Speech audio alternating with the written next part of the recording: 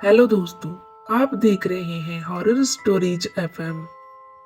दोस्तों, आज की कहानी में आगे बढ़ने से पहले अगर आपने हमारा चैनल अभी तक सब्सक्राइब नहीं किया है तो प्लीज चैनल को सब्सक्राइब कर लें। साथ ही बेल आइकन को भी जरूर दबाएं ताकि आने वाली वीडियो के नोटिफिकेशन आपको सबसे पहले मिले। तो चलिए आगे बढ़ते हैं आज की कहानी की ओर। ये वाक्य मेरी दादी माँ का है। जब उनकी नई नई शादी हुई थी, जब 80s का दौर था और उनकी नई नई शादी हुई, मेरी दादी बताती हैं कि मैं अपने ससुराल जब आई तो मेरे साथ कुछ ऐसे मामले शुरू हुए। पहले 1-2 दिन तो सही गुजरे। उसके बाद मैं एक दिन सो रही थी और रात के समय मेरे सपने में एक औरत आई जो मुझसे कहती है कि जो तुम्हारे घर में किचन है उसकी जमीन को खोदो, उसके नीचे एक बहुत बड़ा खजाना है। वो अजीब से दिखने वाली औरत न जाने मेरे सपने में क्यों आई। जब मेरी सुबह को आंख खुली तो मैंने उसे सपना समझकर इग्नोर कर दिया। लेकिन मुझे हैरानी थी कि इतना अजीब सपना मुझे क्यों आया। उस औरत ने मुझे एक इशारा दिया कि किचन के फर्श के नीचे एक खजाना दफन है। इस बात को हुए अब 1-2 दिन गुजर जाते हैं और एक दिन मैं किचन में काम कर रही थी। वो शाम का समय था। मुझे बाहर से किसी ने मेरा नाम लेकर मुझे आवाज दी। जब मैं बाहर जाकर देखती हूँ तो मुझे बाहर कोई भी दिखाई नहीं देता। मैं ये समझती हूँ कि मुझे किसी घर के सदस्य ने आवाज दी है। मुझे बहुत हैरानी होती है और जब मैंने घर में देखा तो घर में तो कोई नहीं था।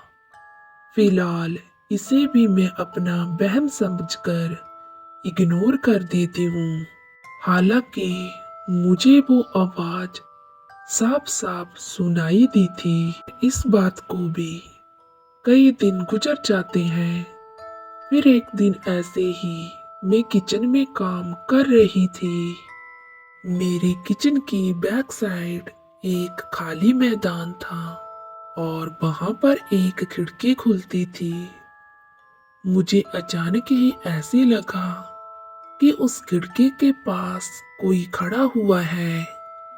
जब मैंने जल्दी से पीछे मुड़कर देखा तो वो देखते ही मैं एकदम से डर जाती हूँ और वहां पर वही औरत खड़ी थी जो मेरे सपने में आई थी और जिसने मुझसे कहा था कि इस किचन का फर्श खोदो। इस फर्श के नीचे एक बहुत बड़ा खजाना है।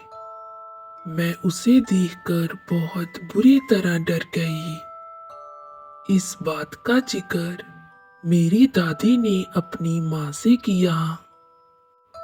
उसकी माँ ने उन्हें मना किया कि तुम अभी नई नई शादी करके उस घर में गई हो। तुम ऐसी कोई भी बात अपने ससुराल में मत करना। और मेरी दादी को इस बात का जिक्र अपने ससुराल में करने से मना कर दिया। मेरी दादी के साथ ये घटना दिन ब दिन बढ़ती चली गई। अब तो वो औरत दादी को बार बार दिखाई देने लगी और उसे अक्सर ही किचन में काम करते हुए ऐसा लगता कि कोई उस खिड़की के बाहर खड़ा है। एक दिन रात को किचन के दरवाजे पर दस्तक हो रही थी। मेरी दादी अपने कमरे से निकली। वो ये समझी कि बाहर का दरवाजा नॉक हो रहा है, लेकिन वो जैसे ही आंगन में आकर देखती है तो किचन का दरवाजा नॉक हो रहा था, जो कि रात के वक्त ये लोग बंद कर देते थे। और उस दरवाजे पर एक चैन वाली कुंडी थी, जो कि लोग पुराने समय में इस्तेमाल किया करते थे। और वो कुंडी लगी हुई थी। उस कुंडी की भी एक अजीब सी ही आवाज आ रही थी। ये खौफनाक मंजर जब मेरी दादी माँ ने देखा तो उनकी चीख निकल गई। और मेरी दादी की आवाज सुनकर मेरे दादा भी कमरे से बाहर आते हैं। उन्होंने भी वो दस्तक की आवाज साफ सुन ली थी। और अब मेरे दादा को भी इस चीज का पता चल चुका था। तो मेरी दादी ने पूरी बात मेरे दादाजी और घर वालों को बताई कि मेरे साथ कुछ महीनों से ऐसे डरावने मामले हो रहे हैं। मेरे दादाजी सुबह ही एक पंडित को घर पर लेकर आ जाते हैं और उस पंडित को मेरी दादी पूरी बात बताती है कि वो औरत मेरे सपने में आती है और मुझे कहती है कि इस किचन की जमीन के नीचे एक खजाना छुपा हुआ है। वो पंडित उस किचन में जाकर कुछ मंत्र पढ़ते हैं और उस किचन को बंद करके दूसरे कमरे में आकर बैठ जाते हैं। और वो घर वालों को बताते हैं कि मैंने उस किचन में कुछ ऐसे मंत्र पढ़े हैं कि अगर कोई बुरी आत्मा वहां पर हुई तो कुछ ही देर में उस किचन में कोई ना कोई हलचल स्टार्ट हो जाएगी। और वही हुआ। कुछ ही देर में किचन के बर्तन गिरने की आवाज हमें सुनाई देने लगी। वो पंडित जी हमें कहते हैं कि तुम्हें जहां खुदाई कराने की कोई जरूरत नहीं, जहां पर कोई खजाना नहीं है, इस घर में एक जिन्नात का जोड़ा है। क्योंकि जो जिन था उसे किसी जमाने में कैद करके इस जमीन में दफना दिया था। और जो उसकी जिन्नी है, यानी कि उसकी पत्नी, और वो चाह रही है कि किसी तरह तुम लोग इस जमीन को खोदो। और क्योंकि तुम लोगों की नई नई शादी हुई है तो उसने इस लड़की पर अटैक किया और वो इस लड़की को कमजोर करना चाह रही है कि किसी तरह ये जमीन को खोद ले। लेकिन तुम लोगों को ये सब करने की जरूरत नहीं है। फिलहाल पंडित मेरी दादाजी और दादी को ये कहकर और उन लोगों को कुछ ताबीज देकर चले गए। लेकिन उसके बाद भी मेरी दादी के साथ वो सब घटना होना बंद नहीं हुई। और दादी जी बताती हैं कि वो दिन ब दिन बीमार होती चली गई। मुझे वो औरत अब साफ साफ दिखाई देने लगी। कभी मैं किचन में काम कर रही होती तो मुझे वो खिड़की पर दिखाई देती, और जब कभी मैं सो रही होती तो मुझे वो कमरे के दरवाजे में खड़ी दिखाई देती। कभी वो मेरे सपने में आती। अब मेरा उस घर में रहना बहुत ही मुश्किल हो गया था और मेरी तबीयत भी बहुत खराब होती चली गई। फिर आखिर मेरे दादाजी एक और पंडित को घर लेकर आए, जो कि भूत प्रेतों से परेशान लोगों को छुटकारा दिलाया करते थे। वो हमारे घर आते हैं। उन्होंने मेरी तबीयत देखी और उसके बाद कहा कि मुझे उस किचन में खुदाई करनी है। और दादी जी भी बताती है कि हमारे उस किचन में से एक दरवाजा एक कमरे की ओर खुलता है, जो कि कमरा हमारे कुछ इस्तेमाल में नहीं था। वहां पर हमारी कुछ पुरानी चीजें और चारपाइयाँ वगैरह रखी हुई थी। मानो वो कमरा एक स्टोर टाइप का था। उन्होंने उस किचन में खुदाई करवाई।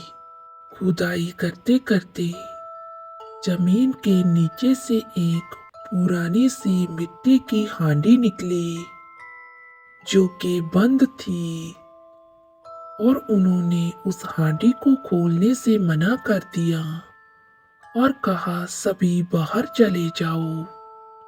वो खुदाई करते समय ऐसा लग रहा था कि जैसे बहुत तेज आंधी चल रही हो और एक अजीब सी ही स्मेल उस घर से आने लगी।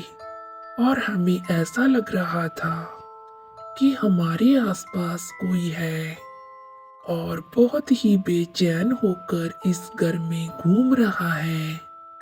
और जैसे ही वो हांडी बाहर निकाली, बगल वाले कमरे से किसी बकरी की आवाज आई। और जब उस कमरे का दरवाजा खोला गया तो एक काली बकरी बाहर को आने लगी। उस पंडित ने हमें कहा कि सभी पीछे हट जाओ और इससे दूर हो जाओ। और वो पंडित वो हांडी लेकर घर से बाहर निकल गए। वो बकरी भी उनका पीछा करते करते उनके पीछे चल पड़ी। मेरी दादी बताती है कि ये सभी घटना हमने अपनी आंखों से देखी है कि पहले उस कमरे में कोई बकरी नहीं थी। ना जाने वो हांडी के निकलते वो बकरी कहां से उस कमरे में आ गई। और मेरी दादी ने बताया कि वो पंडित जी चलते चलते एक तालाब की तरफ चले गए, जहां जाकर उस पंडित ने वो हांडी खोल दी और उसके बीच की राख उस तालाब में डाल दी। और वो बकरी भी वहीं पर थी। उस पंडित ने घर वालों को कहा कि पीछे मुड़कर मत देखना। और उसके बाद वो घर वापस आ गए और उन्होंने कहा कि इस घर में 7 दिनों तक हनुमान चालीसा का जाप करो। और 7 दिनों तक हमने घर पर हनुमान चालीसा का जाप किया। और फिर हमने उस किचन का फर्श भी पक्का कर दिया। और उसके बाद से उस घर में कोई भी ऐसी घटना बिल्कुल नहीं हुई। तो दोस्तों, कैसी लगी आपको आज की कहानी? अगर आपको आज की कहानी अच्छी लगी तो प्लीज चैनल को सब्सक्राइब और वीडियो को लाइक जरूर कीजिए।